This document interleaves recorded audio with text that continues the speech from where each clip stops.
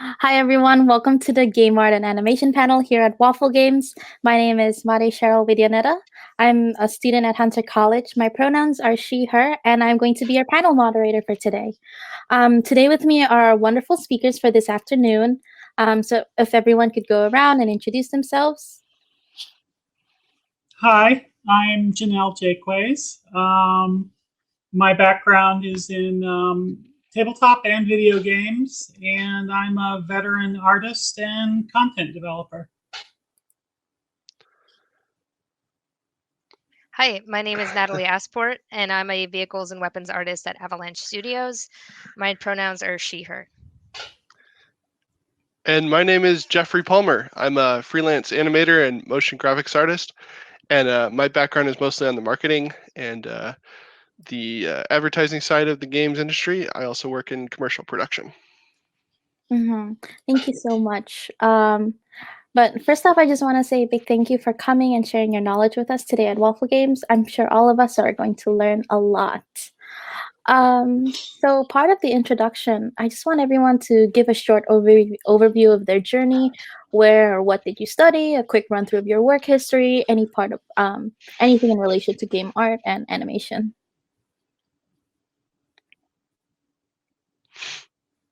Cool. Who's up?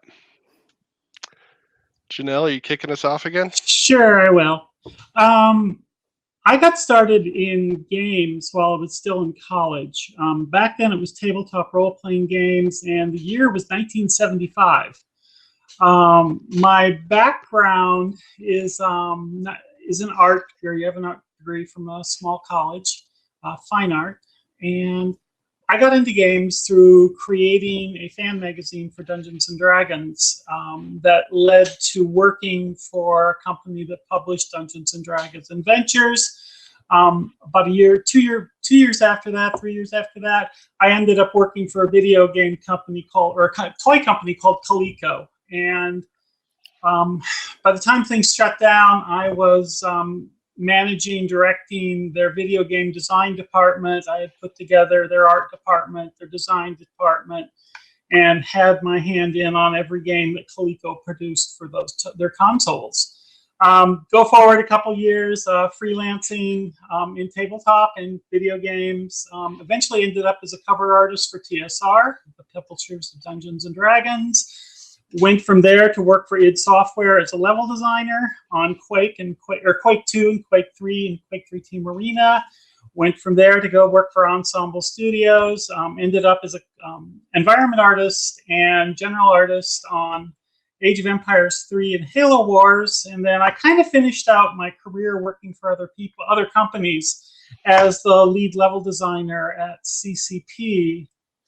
Working on the World of Darkness MMO. And since then, I started my own video game company with several other women and work freelance. Thank you. Natalie, if you want to go ahead. Sure, that's amazing, Janelle. That's so cool. I'm just like, I think, starstruck just now. But my name is Natalie Esport, and I'm currently working as a vehicles and weapons artist. I started out as an environment artist at Avalanche. I'm working on Just Cause 3, and then I moved into the vehicles and weapons artist role for Just Cause 4. Prior to that, so like to give a little bit of my background, I always focused in art growing up. Art was like my main driving force in everything that I did. Whether I had hardships or obstacles, I'd always go back to drawing, or even like writing and playing guitar. I was just like a creative individual. Right about when I was getting out of high school, people were starting to apply for colleges. I lived in Orlando, Florida, really close to Full Sail University. And at the time, it was kind of, that seemed like a pipe dream to go to that college. I wasn't really thinking about college. I was just thinking I want to be a full-time artist one day. But it worked out because I had applied because I knew they had degrees and programs in the creative side and in the entertainment industry. So they had computer animation was one of the degree programs. And at the time, I was like, I'm so caught up. I'm fully immersed into games at that time. I was playing games since I was very little, and just as much as I've been just as long as I've been drawing, and I've been also watching movies and loving computer animation like Jurassic Park and Toy Story. So I decided to dive into computer animation because that's kind of like an umbrella, and that's where I majored in 3D modeling, specifically character modeling, and that's how I got into learning how to use Maya and how to work with Photoshop and all like what goes into making 3D models. And so after graduation, I managed to pick up a couple internships, and I think this is super important. When you're about to graduate, always like try to line up things. It's a hectic time. I understand, like right after you're graduating and you're a student, it's like going from a speeding train to another speeding train. Um, but I ended up getting into an internship with a medical illustration company called Visuals for Law. Now they were LD before, but I got into this role as a 3D artist working on realistic 3D skeletal models for court cases. At the same time, I was doing an internship at my university to teach online students how to 3D model. Um, Avalanche Studios was doing they were doing internships, or not internships, sorry, they were doing interviews on campus to see if they could fill roles for like junior artists in their New York office. And so I took the opportunity, worked closely with my career development advisors. They are the ones that encouraged me to take on the interview. And I did interview with a couple of the developers from the team. They did travel down to Florida, and they really liked me because of my experience with my internships. And once I finished the interview, a couple weeks later, they lined up an art test for me. They liked the interview, and then about the end of that year, they offered me a position. It was a contract position, so it wasn't full time at the time. Eventually, that 1 year contract did turn into a permanent position as an environment artist. And so I've actually been working at Avalanche since the beginning of 2014.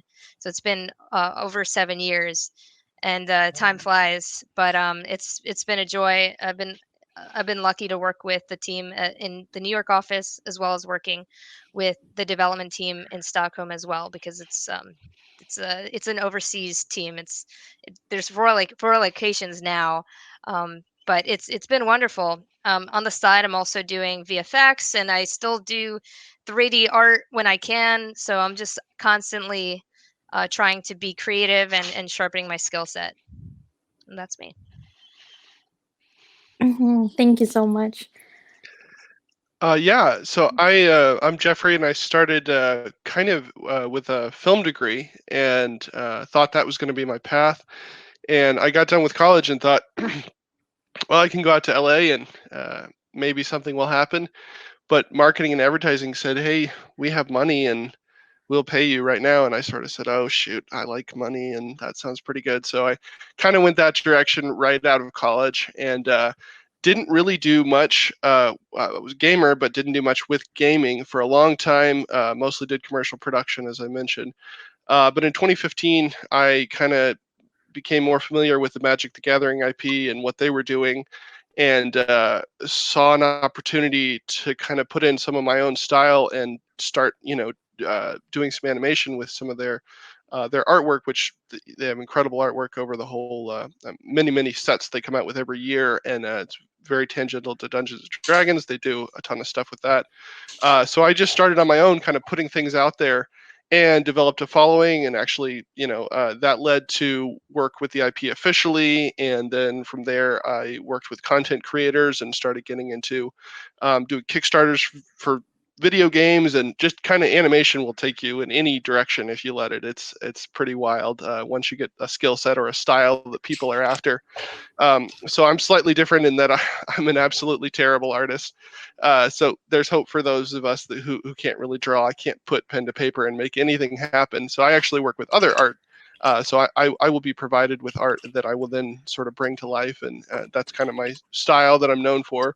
But yeah, like I said, that's taken me over the last 5-6 years, many different directions, and I'm working now on with a gaming company on an unreleased project, doing the sort of premium edition of their. It's a card game, digital card game, and so when you purchase premium editions of cards, they'll be animated, and so I'm creating those, and so I never know where it's going to take me next. Might be back on the advertising side, but in freelance, you get a lot of opportunities and a lot of time to sort of look for things that you're interested in, and but it all kind of was based off that signature style of 2D and parallax and some 3D in there, but yeah, and I guess I just want to be Janelle when I grow up, and other than that, I'll see where I end up. So yeah, it sounds great. So you mean semi-retired? Yeah, having had the illustrious career. Mhm. Thank you guys so much. That was absolutely inspirational for myself. I'm also a film major, so what you said, Jeffrey, There you actually go. stood out for me. I'm sure it's inspirational to people who are listening in as well. So, right now, can you guys give an overview of your position? Like, what exactly do you guys do, and what are your responsibility? What's a typical day like, and is there anything that people wouldn't usually expect?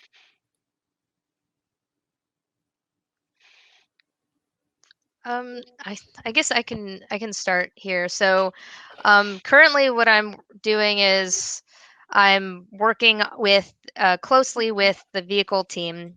Um, I have like a we have a vehicle art team, and then the vehicle art team communicates closely with the vehicle programmers, the designers.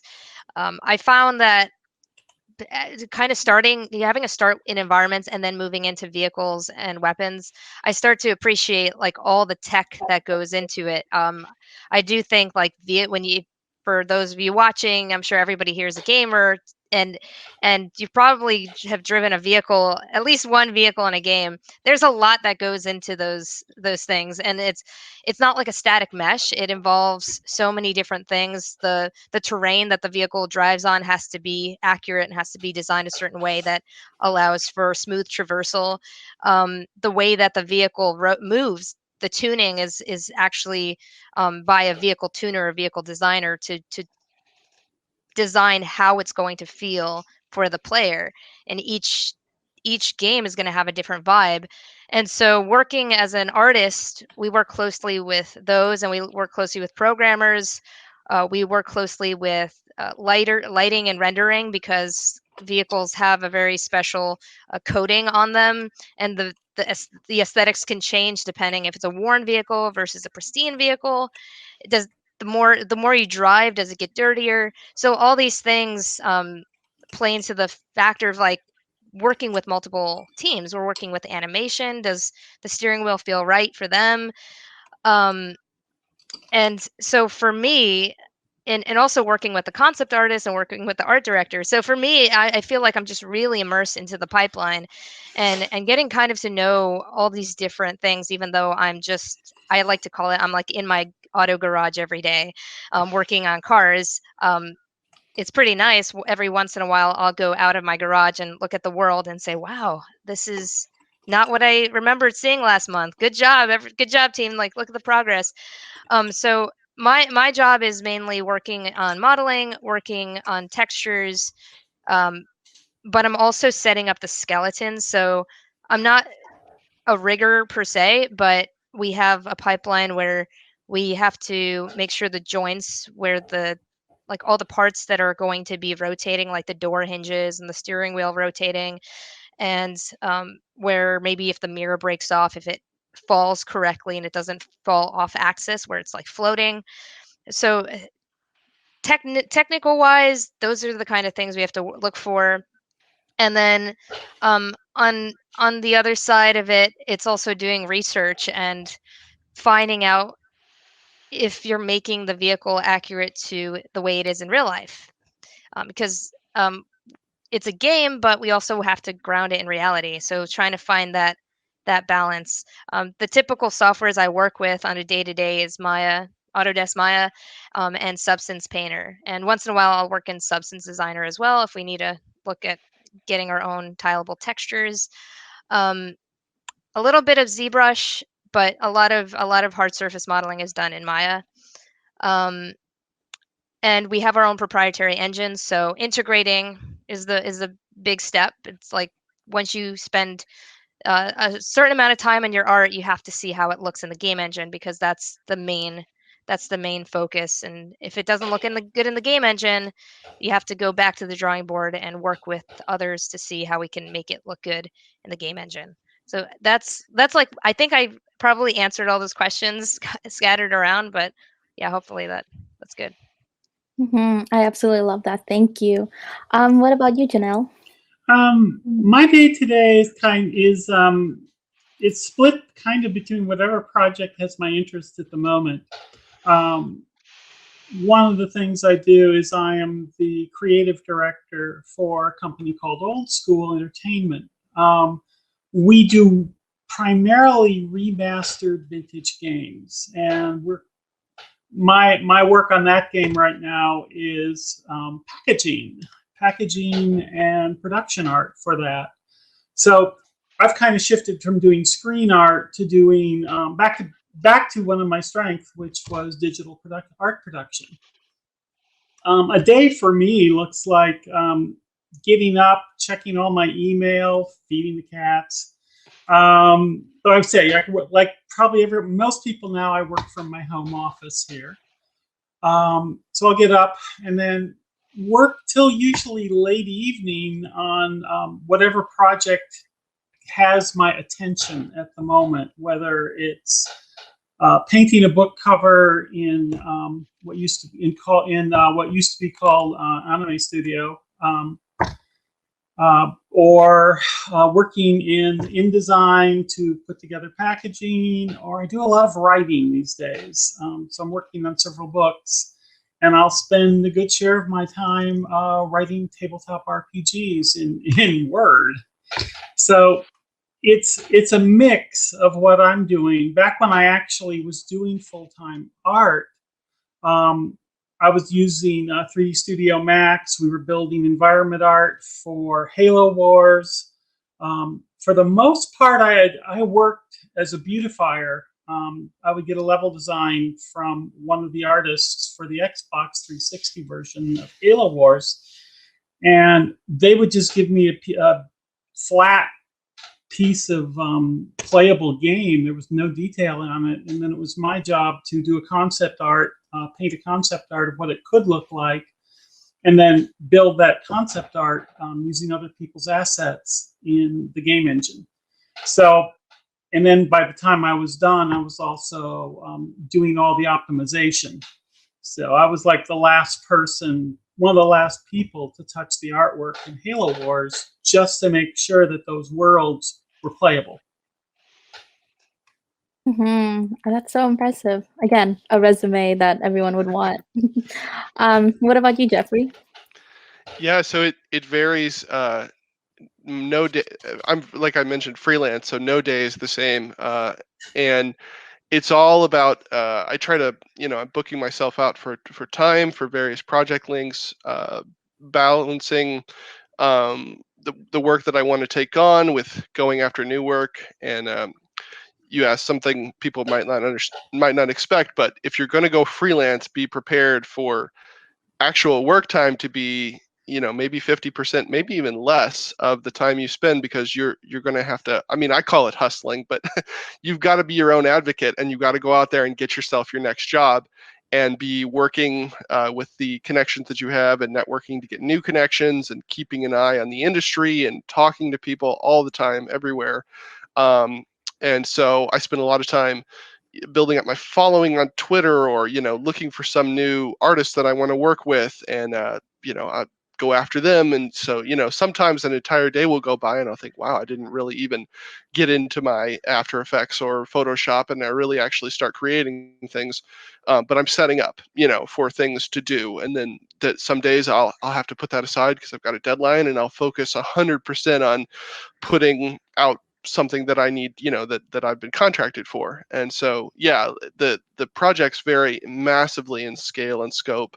And I have worked for years at various companies, and it's kind of the same thing, just balancing your time between, I've never not freelance, so balancing your time between what you have to get done and looking for that next opportunity that's going to take you in the direction that you want to go. And so that's kind of how my day is structured. Mhm. Absolutely impressive, really inspiring, as I mentioned before. So I just want to get into the next question. So, are there junior rules in AAA studios these days, or is it mostly freelance? And how does career advancement work? So, when you guys were all starting out, how did the bills get paid before you, quote unquote, made it? So, what did the first iterations of your portfolio look like as well? I'll go back in time since I have to go the furthest back. My first portfolio coming out of school was student pieces. Um, and the first thing an art director is going to probably criticize you for, and I don't care what media you're working in, is they're going to recognize student pieces, especially if you went to a school near where you're applying for a job. They're gonna have seen that portfolio over and over and over again. So my recommendation is for that is create original pieces that express your talent and your soul that go beyond what you did in your student work for starting out. As far as entry level, I'm going to put a caveat here, is that several years ago, I helped create a school here in the Dallas, Texas area called the Guildhall, or the SMU Guildhall is what it's called now. And I designed their art curriculum for them. My son went through that program and has been working in the industry since like 2005. I would not recommend, the school is great. I'm not going to say most of the schools out there are fantastic, but I would not recommend somebody going into debt right now at a school if they're thinking on going into a career in video game art. And the reason for that is because of outsourcing. When I set that school up, outsourcing wasn't what it is today. You could walk into an entry level position out of Guildhall or out of the school, out of Full Sail, or the one up in near Seattle, and get an entry level job that was a meaningful work in a studio. But now, unless you're a technical artist, I would question whether that's possible. Absolutely. Thank you for that. Natalie, could I hear your thoughts on it?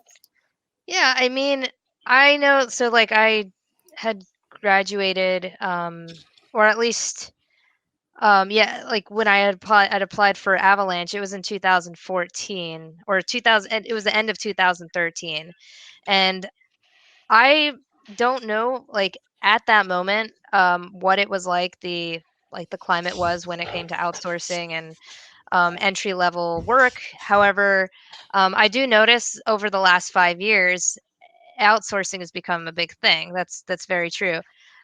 I I think that you're still able to get a junior level position in AAA just because it happened to me, and that was also rare at the time. But it's also one of those things where you have to be there at the right time in the right place.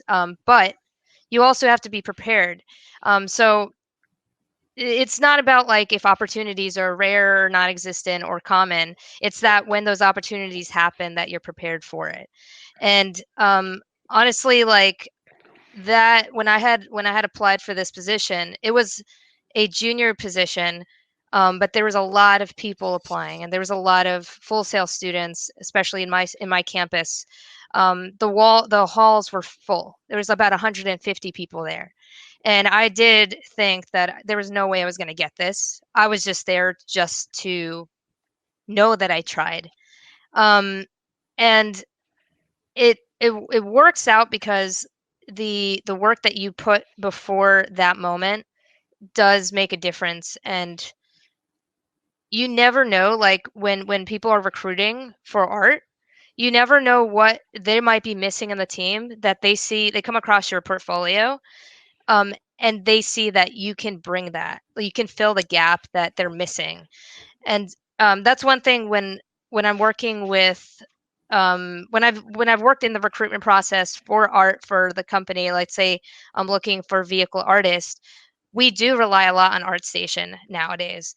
And I think when we're looking at artists, we're not necessarily looking at all the if they have 20 or 30 portfolio pieces, but if they have like 3 solid portfolio pieces, if they have maybe limited experience, I'm always an advocate for, especially those that are just graduating. I'm an advocate for those too, because even though they don't have much experience, they're really willing to like show what they can do. And that's how I felt when I had first graduated. So I'm very happy that I got that opportunity, but also would like that to happen to other students, other graduates as well. So I can't speak for other AAA studios. I know, um, like it depends on the production of the where the studio is in production at the time. Like for Avalanche, when they were hiring junior developers, it was the last when I was hired, it was ramping up for Just Cause 3. And I think depending on the production cycle where they are, they might be hiring junior artists. So like right now, different projects, so it's different, and I'm not always in those rooms, in those recruitment rooms, but I still think it's possible. It's just you have to make sure that, kind of like what Jeffrey was saying about in terms of freelancing, I think this could apply here. Just you're always constantly trying to sell yourself, but you're always wanting to show that you're working on your craft. Um, if you're an artist and you haven't posted anything, especially in this age and especially during the pandemic when everybody's virtual, if you do not post anything, it's going to be hard to find you. And you might have a lot of amazing skill, but just really have to hone in on just constantly showing your work, even if it's like work in progress. If you think that you're not going to be done with something for 3 months, 3 months is a long time to not post anything. So my advice is always to at least post some cool work in progress shot that you're proud of, and post it anywhere, if it's ArtStation or Instagram or any other platform that you know people are on, or that even Twitter is a good one. But Mhm, yeah, there's like so much in there that I think that could be like a whole other conversation, honestly. mhm. Thank you. And Jeffrey, what about you? Yeah, I completely agree with what Natalie was saying. You got to start to build yourself a following before you really are going to get, I mean, I don't want to say taken seriously, but it helps so much to start putting out what you're working on as soon as possible. Even it doesn't matter if what you're making doesn't look like what the AAA studio is putting out. It's where you're at, and people will see that, and you'll start to get maybe 1 follower, 2 follower, and people will give you feedback, and you kind of build your uh, audience really. And once you start to apply for jobs, people will look out for who you are. And if you don't have to be somebody, but if you at least are, have a footprint in the space, then they can find you, and it just helps so much to smooth that process.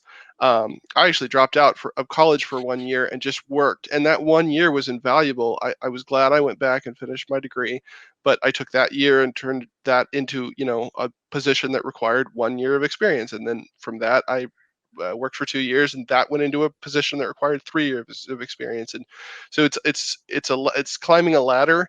But the more that you put out there and get feedback on, and just, even if it's something like Natalie said, if it's a work in progress, it doesn't matter. Don't sit in your cave and try to do art and think that you're just going to come out and hold up the tablet and go, I have made the greatest thing that's ever been done, and people are going to flock, and suddenly you're going to have 100,000 Twitter followers. It's not going to happen. It's iterative, and it takes a long time. So start now. That's my biggest advice. Mhm. Thank you so much for that.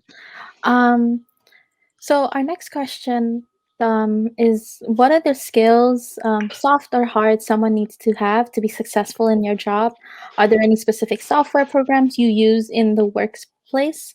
I just want to mention that we are a little short on time, so if our answers can be too long, that'd be great.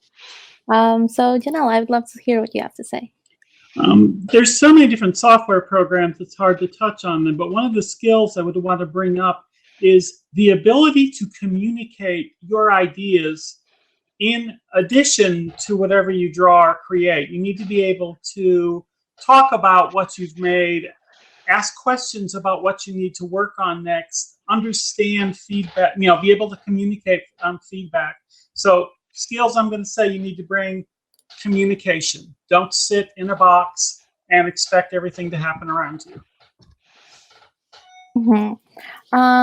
So I think it's best we start on doing some Q&As that some people have asked.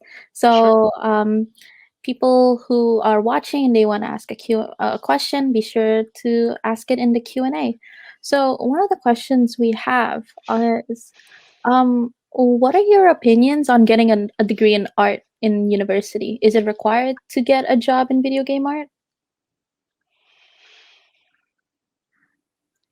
I'm going to go as someone who has actually helped create a program and who I'm very proud of having done that.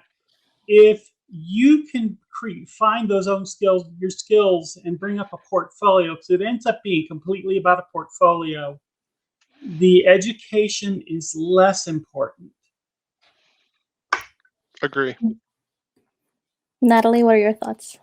Yeah, I would agree with that as well. And I would like to also add too, it's really about what helps you learn these skills. Yep. What helps you learn them is going to be different than other people. Like, I know for me, I did my art growing up, and it was a mix of just in the corner on my own, but also watching YouTube videos, but watching, looking at books, being in class, all of this stuff. But then my formal education, which is like computer animation, for me personally, I tried modeling in 3D 3 months before I started computer animation at Full Sail. And I'll be honest, I was in Blender and it took me 3 hours to make a cube. Now, I don't know if you know 3D software, but all you have to do is go to the menu and hit and get a cube, and that's it. That's why it was so difficult for me. That's when I realized, okay, I need a structured environment. I need someone to tell me. And even looking at YouTube videos, it didn't help me. Now I can totally do that, but I think I needed to train my brain, so it helped. I know a lot of people though that also have found it. They were able to successfully succeed at doing those things elsewhere, and maybe in a different path. So one of the questions we have here is actually quite interesting, and it's, would you guys say that doing art for a career takes the magic out of making art for fun on your own time? I don't think it does. I think you. Oh, Somebody's giving an Amber Alert. Oops. Oh no. Okay, there we go. Yeah, I'll just jump in on this one because I sort of juggled that being creative at the day job and then sort of trying to branch off and do my own thing. I think it actually inspired me more because I was seeing the kind of things that I was doing at my day job and seeing the type of things that I wanted to be doing. And so really it just motivated me more to, be creative on my own, go in the direction that I wanted, because especially when you start out, nobody's really interested in your interpretation of how to get to point A, from point A to point B. They just want you to do the fundamentals of what you were hired to do. You're not really going to have a say in how things go, especially when you just walk in the door. You're not going to have a voice. So it's kind of cutthroat and tough like that. So you'll start to say, oh, well, I'll do things my own way, but you can do them outside of work, and then you can build up your own way, and the higher up in the chain you get, you can integrate that into what you're doing, and I think it's very motivating. Mm-hmm. I'll be the opposing opinion. For me, it took away the desire to do art for fun. Whenever I was working on whatever I've been working on, it suddenly I didn't want to do that as my holiday. So when I was making video games, I wasn't interested in playing video games anymore. When I was designing RPGs, I wasn't interested in playing them. So what I do is my art is one thing. What I do commercially is one thing, and then I have something totally different that's creative. That is my creative outlet as a hobby and enjoyment. Mm-hmm. Thank you. So there's these two questions that kind of go together, and are there any good beginner-friendly / cheap 3D art software used for rigging and modeling? And someone said that they're interested in 3D modeling and potentially getting into animation, but they say they're not that great of an artist. How much would that affect the role? And if it does, what could I do to improve on this? Honestly, I would love to hear Natalie's input on this question. Yeah, sure. So for software, you can check out Blender. Blender is a free open source, and it's been improving immaculously like every single year. They've been doing amazing work, or the work that's been coming out of there for artists that have worked on it, it's been amazing. So definitely check out Blender. And then for Photoshop, I think there's GIMP, but I haven't checked back in recent years. I think that one's still holding up pretty well. And then in terms of if you can repeat like the question with the animation, and do they say that they're like not, they don't consider themselves artists, but they want to get into 3D modeling? They said that they're not that great of an artist, and they're wondering how that would affect their role, and if it does, what could they do to improve on, I guess, animation and 3D modeling. So I'll say my like first like my opinion. I think it helps to be an artist, and like to have maybe like a 2D or traditional sense. However, I also know outstanding 3D modelers who've never worked traditionally, never done 2D. So I think I think if you don't consider yourself an artist, but you want to do 3D modeling, I think you'll be surprised at what you could potentially achieve with 3D modeling. It's a different medium, but it's also another creative venture. So you never know. I would say go for it and see if it sticks, because for me, I found that my background in traditional and 2D art has helped a lot. But I've also found that 3D modelers who've never had that background, they still succeeded and they've done really well. And sometimes they find that that lends a hand in 2D. Maybe not. Maybe like 3D might be their forte, and it depends for everybody. But I just say go for it. Mm-hmm. Thank you. Jeffrey or Janelle, if you have any thing you want to say regarding 3D modeling and rigging? As far as 3D modeling and rigging, I work in Max, and I now work as a hobbyist using freeware like Tinkercad, which is for 3D printing. When we had people come into the guild hall to become artists, we expected them to come in as artists. We taught them to be game artists, not artists. So there are aspects of game making that don't necessarily require you to be a good representational artist, but it all ends up, you should be able to observe your world and translate something that you see in it, whether it's into a shape, form, or motion. Mm-hmm. I say emotion, not emotion. Thank you.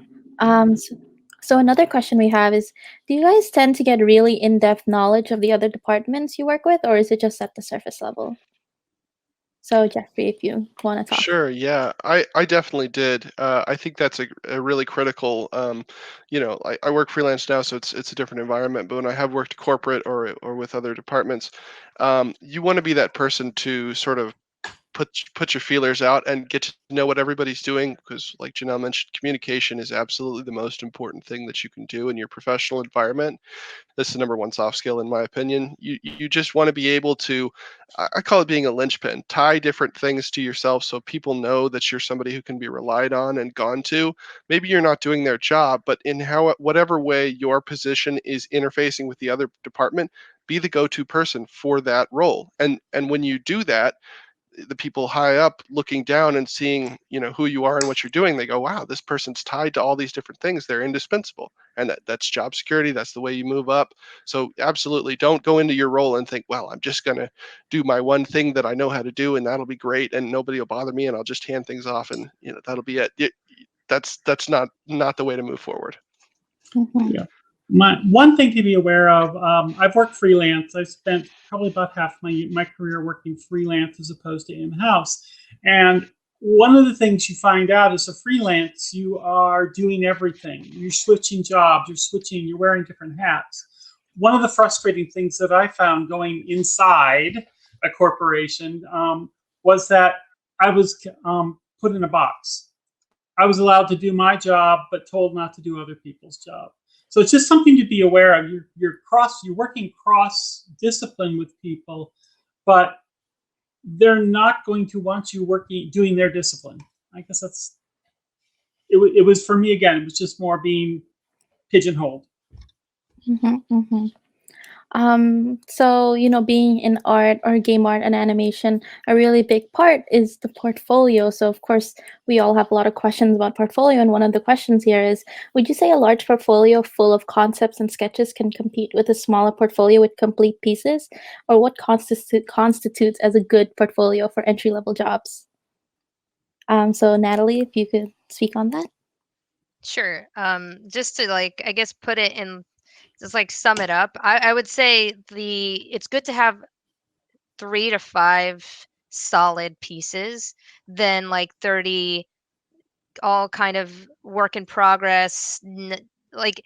I will also say, if you're gonna want to post work in progress, that's perfectly fine. Just organize it. Like at ArtStation, they have a way that you can put folders up, and then you can put your work in progress in there. Something like that really solidifies your portfolio, you make it very easy for the recruiter to see, for them to see what you want them to see, and not just they don't know what they're looking at. So that's that's my takeaway, is just make sure it's solid by having 3 to 4. It's kind of like that saying, quality versus over quantity, at least in on the game art side. Hmm. Yeah, go ahead. Well, Sarah, I have done a game art hiring. I'm going to say limited number of pieces, have them all be of roughly equivalent quality. So when you look from piece to piece, they recognize that you did each piece. Nothing jumps out and says, wait, did they actually do that work? Because it looks so different from the other pieces in their portfolio. And then sell the type of work that you want to do. Don't put something in your portfolio that you would not be willing to do again and again and again for your entire time at a company. It's a very good point. That's really good advice. So there's one question here, and it's, what are some good habitats you recommend to better practice / make time for your art? So anyone can hop in. Turn off social media. See, I would say turn it on, no, but you have to have a balance. Yeah, in the freelance game, self-discipline is 100% everything. Nobody's going to come in and go, are you working? Are you working? So making time to kind of do what you want is key, and balancing it with, like I say, the jobs that you're getting that are paid and paying the bills, and then moving your career in the direction that you want to go. you just basically have to set your own goals and expectations for yourself. Get on the computer at 9 a.m. or whenever and start creating. Some people do it differently, start with emails or whatever, but I like to dive right in to get my brain rolling and all that type of stuff. So it's just self-discipline at the end of the day. Mm-hmm. Yeah, I'd like to add to discipline. Basically, what both our panels were saying.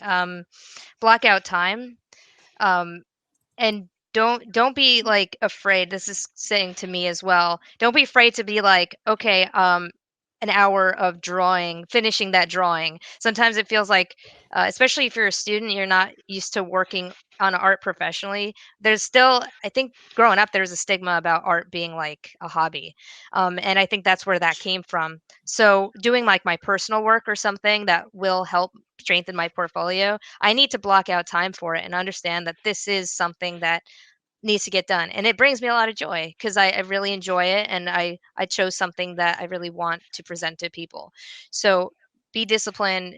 Also, what Janelle said, turn off social media if you can during that time, because it's amazing how much time that could suck up in an hour. Even if you lose 15 minutes from going down social media, that rabbit hole, now you only have 45 minutes for your art as opposed to a full hour. Mm-hmm. That's all really great advice. Wow. So one of the questions here is, my personal experience with weight painting is that it can be tedious and difficult to get results that look right. Are there tricks that the professionals use to make this process less painful?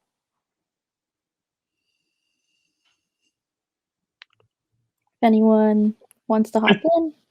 When they're saying weight painting, they're talking about in rigging. I believe so. Okay. I'm not too sure either.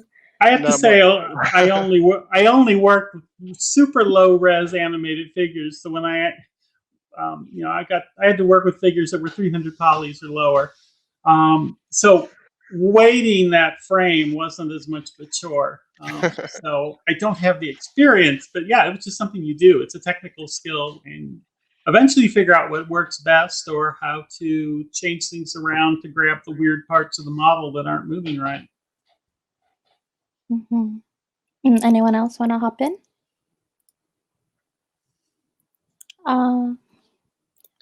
I can't find the question, but what was the question again? It was, my personal experience with weight painting is that it can be tedious and difficult to get results that look right. Are there tricks that the professionals use to make this process less painful? So my minimal experience, there is like mirror weight painting where it mirrors what you did, but that's also comes down to the modeler, like, or the model you're working on. If you're working with symmetrical models, then you'll be able to sort of cut your work in half. But that's like I think that's like a tip I could give is mirror, and then like repetition also, yeah, doing it over and over again. You sort of build up a fast workflow. It kind of it's similar to me like UVing your model. It just has to be done. Sometimes doing it manually is the best way, and it takes a long time, but it's worth it in the end. Mm-hmm. So we're reaching the end of our panel. Thank you guys so much for coming and talking to us.